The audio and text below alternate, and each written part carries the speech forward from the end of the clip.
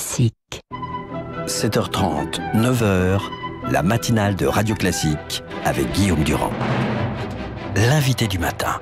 L'invité du matin est Laurence Rossignol, ministre de la Famille. Bonjour, bienvenue, nous consultons la presse ensemble. Vous découvrez comme Bonjour. moi ce grand entretien de François Hollande. Il faut arracher les électeurs au Front National. Hier, à l'Assemblée nationale, Manuel Valls a été extrêmement violent contre mon invité d'hier matin, Gérald Darmanin. Est-ce qu'il y a une offensive qui est en cours pour essayer de ressouder des socialistes qui seraient quand même divisés sur des problèmes économiques ?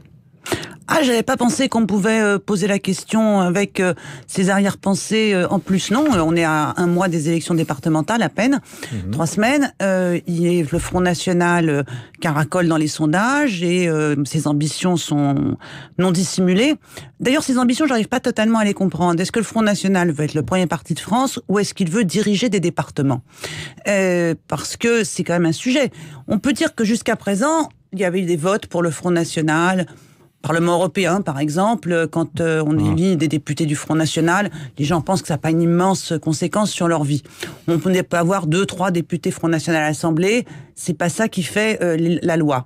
En revanche, les départements, ce sont les politiques de proximité auprès... Les politiques sociales, en grande partie. C'est les politiques sociales. Dans mon domaine, famille, enfance, personnes âgées, c'est le Front c'est les départements qui appliquent ces politiques, qui sont les opérateurs et qui ont des initiatives. Donc la question qu'il faudrait quand même poser au FN dans les 3 semaines qui viennent, c'est quel est leur programme pour diriger des départements ? Qu'est-ce qu'ils vont faire de l'aide sociale à l'enfance ? Comment ont-ils l'intention d'accompagner les enfants placés, les enfants abandonnés ? Comment ont-ils l'intention d'accompagner les personnes âgées ? Est-ce que ces questions, il ne fallait pas les poser un peu avant ? Je veux dire, là, on est à 3 semaines du premier tour du scrutin et on commence à découvrir qu'effectivement, le FN étant à 33, suivant certains sondages, on va lui poser des questions sur ce qu'il peut faire des départements, mais... Non, n'est-ce pas un peu trop tard, Madame Rossignol ? On ne pouvait pas parler des cantonales et des programmes des départements avant qu'on soit dans la campagne des élections départementales. Et c'est pas parce qu'on n'en a pas parlé hier qu'il faut pas en parler aujourd'hui. Tout à fait. Et je pense que le Front National esquive totalement ces sujets. Quand il est candidat à diriger un département, je ne crois pas que le programme ce soit de sortir de l'Europe avec ce département. Donc, qu'est-ce qu'ils veulent faire ? Et je vous invite, vous, mais nous aussi dans le débat, à leur poser la question. Quelle politique pour les personnes âgées ? Et ces politiques, elles supposent un esprit de bienveillance et d'égalité entre les bénéficiaires de ces politiques. Elles ne peuvent pas être fondées sur la dénonciation permanente de l'assistanat, la confusion entre la pauvreté et la paresse, qui sont les thématiques historiques et récurrentes du Front National. Nous sommes en direct avec Laurence Rossignol, ministre de la Famille. Si je vous posais cette question au tout début de notre entretien concernant l'état de la gauche, c'est que les mêmes sondages sont quand même très mauvais pour le Parti socialiste. Donc le fait que François Hollande s'empare du Parisien ce matin, alors que c'était pas vraiment prévu, prouve qu'il y a quand même urgence, non ?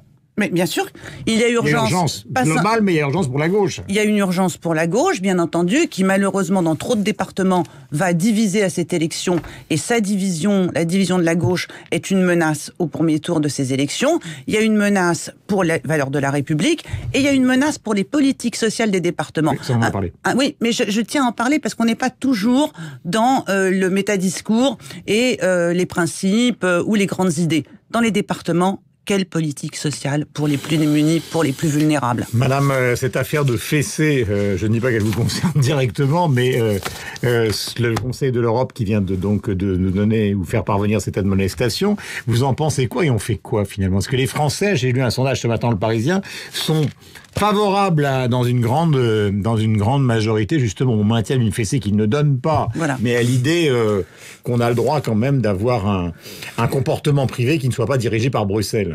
Oui, et qui soit pas dirigé par la loi, surtout. Ouais. En France, on a eu tendance au cours particulièrement des 10 dernières années, un fait divers, un problème, une loi.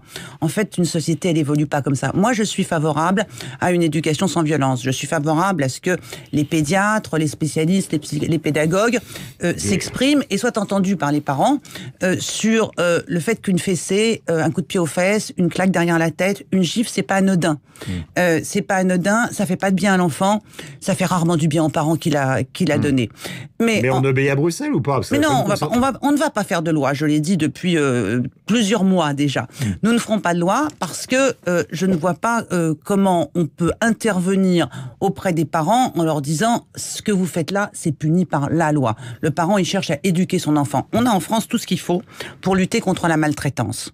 Et je n'assimile pas maltraitance quotidienne, répétée à l'égard des enfants, perversité d'un certain point de vue, et le parent qui craque et qui, à un moment donné, va recourir à une punition corporelle. Mais il faut soutenir les parents. Les gosses sont pas faciles à élever aujourd'hui. Du moins, c'est le sentiment que les parents en ont. Peut-être nos parents avaient le même et nos grands-parents aussi ont eu le même. Mais les parents ont ce sentiment-là. Il y a besoin de revenir sur les besoins fondamentaux des enfants. 1, un cadre. 2, des limites. 3, une sécurité de l'enfant. Et tout ça, ça passe par des parents qui peuvent punir, sanctionner, mais ça passe pas par les coups, parce que les coups, c'est pas bon pour l'enfant, et c'est pas bon pour le parent. Souvent, le parent se dit, j'aurais pas dû. Voilà, j'aurais pas dû. Donc, il y a moyen de faire autrement. Moi, je fais la promotion de l'éducation sans violence, mais je ne fais pas la promotion du code pénal à tout instant dans les familles. Laurence Rossignol, ministre de la Famille, donc, dans le gouvernement de Manuel Valls. Merci d'être venu nous voir ce matin sur l'antenne de Radio Classique, et bonne journée à vous. Merci. Il est 7h55. Dans un instant, nous allons retrouver David Barou.